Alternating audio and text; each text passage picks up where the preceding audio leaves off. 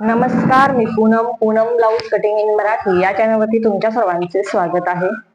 तर बघा, आज आपण बघणार आहोत शिवण क्लासचा पहिला दिवस कसा असावा, किंवा पहिल्या दिवशी आपल्याकडे काय काय असावे आणि पहिल्या दिवशी काय शिकवले पाहिजे, किंवा आपण पहिल्या दिवशी काय शिकलं पाहिजे, हे सर्व काही आज आपण बघणार आहे. तर बघा, आपल्याकडे पहिल्या दिवशी ब्लाऊज शिवायला गेल्यानंतर काय असलं पाहिजे, तर बघा, असा हा न्यूजपेपर आपल्याकडे ठेवायचा आहे. त्याचबरोबर एक वहीही ठेवायची आहे. त्याच्यानंतर बघा, अशा पद्धतीचा आपल्याकडे टेप असला पाहिजे.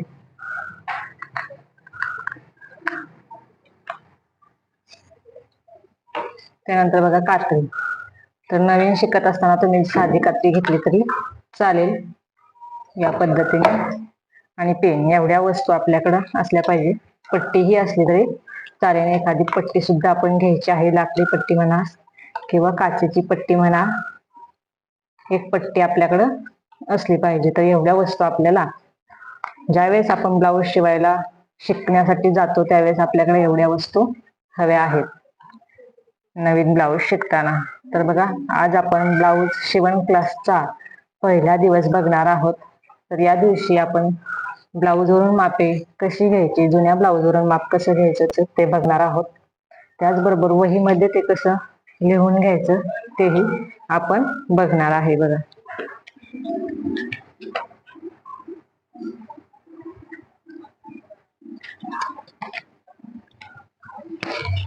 तर बघा, हे सर्व आता मी साईडला ठेवून देते बघा, या पद्धतीने. आणि आता आपल्याला जुन्या ब्लाऊजवरून माप कसं घ्यायचं ते बघायचं आहे. हे बघा, या पद्धतीचा इथे मी हा ब्लाऊज घेतलेला आहे. बघा, तर हा माझाच ब्लाऊज आहे.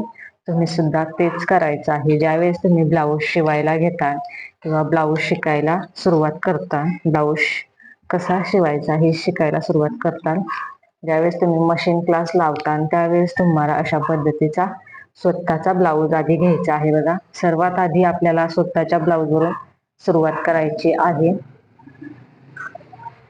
आपलं स्वतःच जे माप आहे ते आपल्याला परफेक्ट जमलं पाहिजे. बघा, तर बघा, जुना ब्लाऊज अशा पद्धतीने मी इथे पसरवून घेतलेला आहे. तर सर्वात आधी आपल्याला घ्यायची आहे ब्लाऊजची उंची. तर ब्लाऊजची उंची पुढच्या साईडने कधीही घ्यायची नाही, तर मागच्या साईडने घ्यायची आहे. बघा, या पद्धतीने ब्लाऊज हा हातरून घेतलेला आहे. बघा, मी अशा पद्धतीने. आणि ही जी शोल्डरची आपली शिलाई आहे, इथून आपल्याला अशा पद्धतीने टेप ठेवायचा आहे आणि ब्लाऊजची उंची जी आहे ती मोजून घ्यायची आहे. तर बघा, अशा पद्धतीने ब्लाऊज जो आहे तो ताणायचा आहे. तर बघू शकता तुम्ही, इथं आपली 13 इंच उंची ह्या ब्लाऊजची आहे. या पद्धतीने दोन्ही साईडने जरी मोजलं तरी चालेल, पण एका साईडने घ्यायचं आहे. बघा, तर बघा, तुम्हाला हेही सांगते मी पुढच्या भागाकडून का उंची मोजायची नाही. तर बघा, या पद्धतीने 13 इंच तयार उंची आहे ह्या ब्लाऊजची. हे बघा, अशा पद्धतीने मोजायची आहे. त्याच्यानंतर बघा, इथे बघा, आपली इथे एक शिलाई मार्जिन आलेलं असतं, शिलाई केलेली असते आपण इथे एक शिलाई केलेली असते, त्यामुळे पुढचं जे माप आहे ते थोडंसं कमी जास्त झालेलं असतं, त्यामुळे पुढून आपल्याला उंची मोजायची नाही. बघा,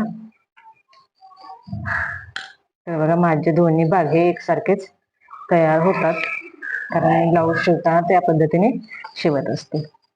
याच्यानंतर आता उंची मोजून झाल्यानंतर ती आपल्याला लगेच वहीमध्ये लिहून घ्यायची आहे. बघा, सर्वात आधी आपण उंची मोजून घेतलेली आहे. बघा, तर बघा, सर्वात आधी तुमचं नाव इथे टाकून घ्यायचं आहे. तर बघा, इथे मी माझे नाव टाकत आहे.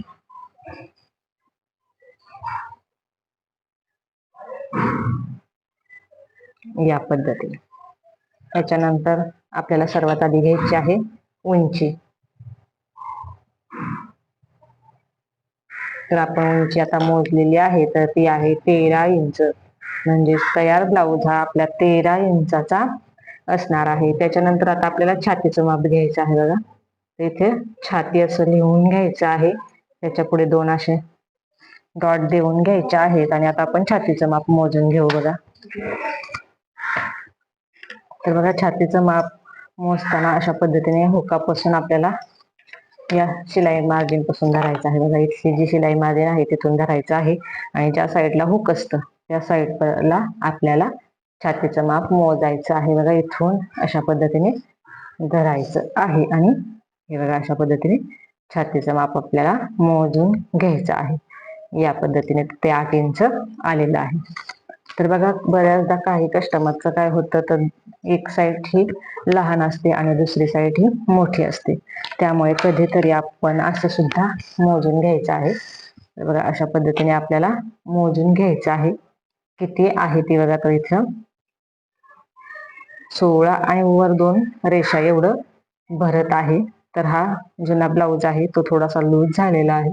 त्यामुळे हे 16 आणि वर 2 रेषा एवढं येत आहे. तर आपण 16 धरायचा आहे. छातीचा या पट्ट्याचा घेर जो आहे तो 16 धरायचा आहे. तर बघा अशा पद्धतीने मोजून घ्यायचं आहे. माझ्या छातीचं माप जे आहे ते 8 इंचाचं हे बरोबर आहे. तर बघा 8 इंच हे एका साईडचं माप आलं तर त्याचा चौथा भाग आपल्याला लिहून घ्यायचा आहे.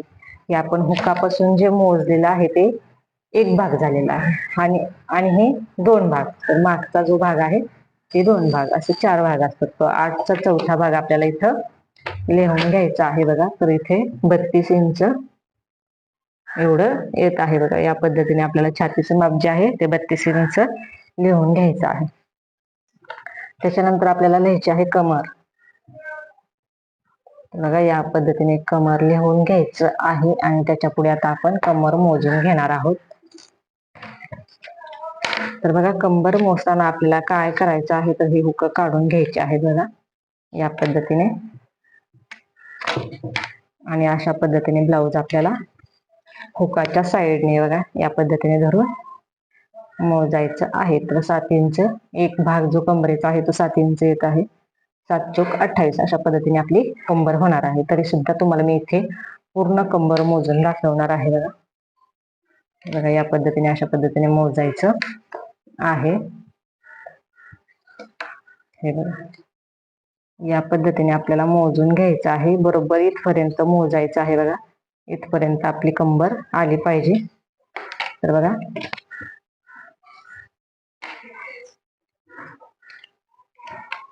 आणि अशा पद्धतीने कंबर मोजून घ्यायची आहे. तर बरोबर आपली कंबर जी आहे ती 28 इंचाची येत आहे. म्हणजे कमरेचा चौथा भाग जो आहे तो 7 इंचाचा येत आहे आणि 7 इंचाचा 4 भाग म्हणजे चौथा भाग घ्यायचा आहे आपल्याला. इथं 7 इंचाचं चौपट संख्या आपल्याला इथे लिहायची आहे.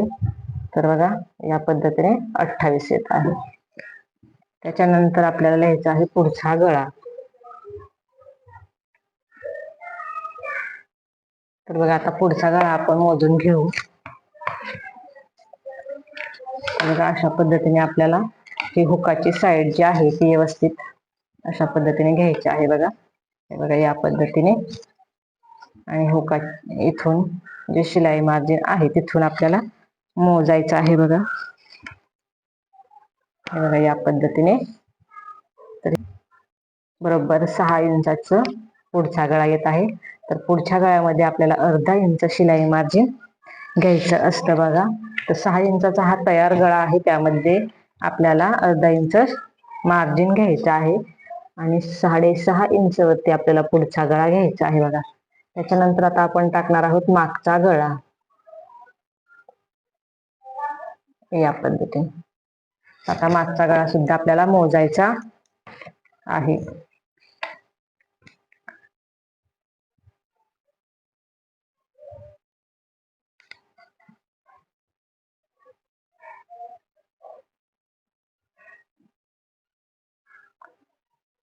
या पद्धतीने बघा इथे हुक लावून घेतलेली आहे आणि अशा पद्धतीने हा ठेवायचा आहे ब्लाऊज बघा या पद्धतीने.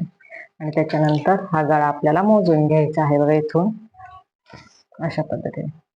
तर बघा हा मागचा जो गळा आहे तो आहे आपला हे बघा 8.5 इंचाचा आहे, तर आपल्याला तो गळा घ्यायचा आहे 9 इंचाचा, म्हणजे अर्धा इंच वाढवून घ्यायचा आहे. त्यामुळे 8.5 इंचाचा तयार गळा आलेला आहे आणि त्यामध्ये आपल्याला अर्धा इंच वाढवून घ्यायचा आहे. तर बघा त्याच्यानंतर घ्यायचं आहे आपल्याला बाही उंची.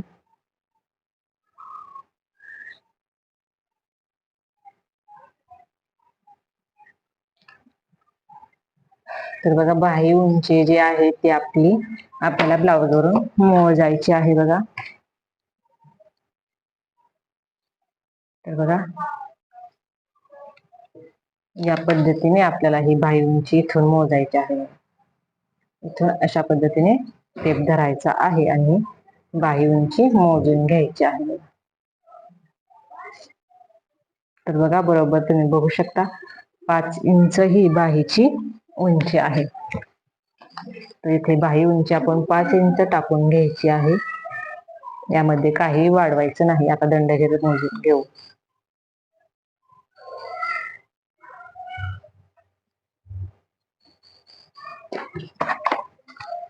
तर बघा ही जी स्लीव्ज मी शिवलेली आहे याचा व्हिडिओ आपल्या युट्यूब चॅनलवरती अपलोड आहे. अशा पद्धतीचा फुगा बाहीने इथे ती शिवलेली आहे. तर ती व्हिडिओ तुम्ही बघू शकता. खूप सुंदर अशी ही फुगा बाही मी तयार केलेली आहे आणि घातल्यानंतर सुद्धा खूप सुंदर अशी ती दिसत आहे. तर आता आपण इथे दंडघेर मोजून घेऊ. बघा या पद्धतीने बघा जी स्लीव्ज आहे ती आपल्याला उलटी करून घ्यायची आहे आणि बघा इथे जे टिप आहे तिथून आपल्याला अशा पद्धतीने टेप धरायचा आहे बघा. आणि 5 इंच एवढा आपला दंडघेर आहे बघा. तर बरोबर दंडघेर आपल्याला आता इथे टाकून घ्यायचा आहे. तर बघा दंडघेर आपला 5 इंच आलेला आहे. बाही उंची सुद्धा 5 इंच आलेली. तर बघा अशा पद्धतीने आपण मापे लिहून घ्यायचे आहेत आणि या मापानुसार आपल्याला आता पेपर कटिंग करायची असते. तर बघा पेपर कटिंग करताना आपल्याला शोल्डर लागतं, मुंडा लागतो, त्याचबरोबर क्रॉसपट्टीचं माप लागतंय. तर ते सर्व आपण ब्लाऊज वरून घेणार नाही. तर तुम्हाला मी ते सांगणार आहे कशा पद्धतीने घ्यायचं आहे. तर तरी सुद्धा तुम्हाला मी इथे दाखवते की कशा पद्धतीने आपण ते माप घ्यायचं असतं किंवा कशा पद्धतीने घेतलं जातं ते माप. तर बघा अशा पद्धतीने शोल्डर आपण मोजायचा आहे. हे बघा या पद्धतीने 10 इंचाचा हा शोल्डर आपला येतो. हे बघा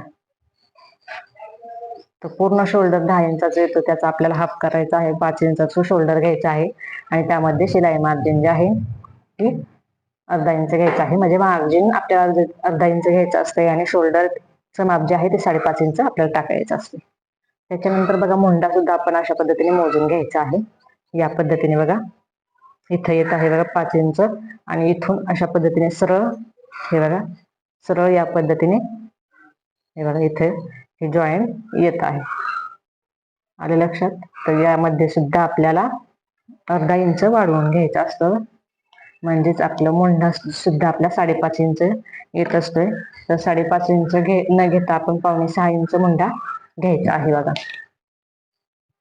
तर पुढे ते तुम्हाला हळूहळू समजेलच. त्यानंतर बघा नवीन शिकणाऱ्यांना कटोरी ब्लाऊज ज्यावेळेस शिवायला घेतो आपण त्यावेळेस अशा पद्धतीने कटोरी सुद्धा मोजून घ्यायची आहे नवीन शिकणाऱ्यांनी. तर 5.25 इंचाची आपली ही कटोरी आहे. त्याच्यानंतर बघा हा कटोरीच्या साईडचा भाग किती आहे तर बरोबर 2.5 इंचाचा आहे. अशा पद्धतीने हे मोजून घ्यायचं आहे. ते सुद्धा तुम्ही वहीत लिहून घेऊ शकता जेणेकरून तुम्हाला ब्लाऊज शिवताना लक्षात येईल की आपली कटोरी ही 5.25 इंचाची तयार झाली पाहिजे. कटोरीच्या बाजूचा भाग आहे तो 2.5 इंचाचा तयार झाला पाहिजे आणि आपला मुंडा किती आला पाहिजे किंवा शोल्डर किती आलं पाहिजे हे लक्षात येईल. त्याचबरोबर अशा पद्धतीने तुम्ही क्रॉसपट्टी सुद्धा मोजून घेऊ शकता. हे बघा या पद्धतीने 2.5 इंच या साईडने आलेली आहे आणि या साईडने 2 इंच.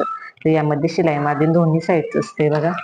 तर अशा पद्धतीने पूर्ण ब्लाऊज वरून मापे कशी घ्यायची हे तुम्हाला मी सांगितलेलं आहे आणि त्याचबरोबर आपण इथं लिहून सुद्धा घेतलेलं आहे. तर बघा आज एवढंच आपण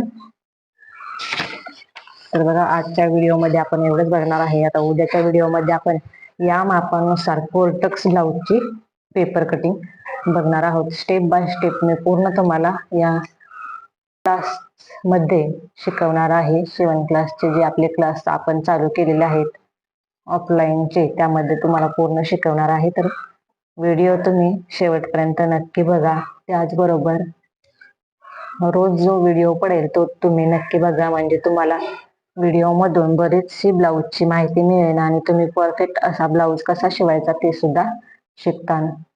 तर व्हिडिओ जर आवडला असेल तर व्हिडिओला लाईक करायचं आहे. चॅनेलवर जर नवीन असताल तर सबस्क्राईब करायचं आहे. त्या व्हिडिओ शेवटपर्यंत बघितल्याबद्दल तुमच्या सर्वांचे धन्यवाद. तर उद्याच्या व्हिडिओमध्ये आपण या मापानुसार कोर्टक्स ब्लाऊजची पेपर कटिंग बघणार आहे.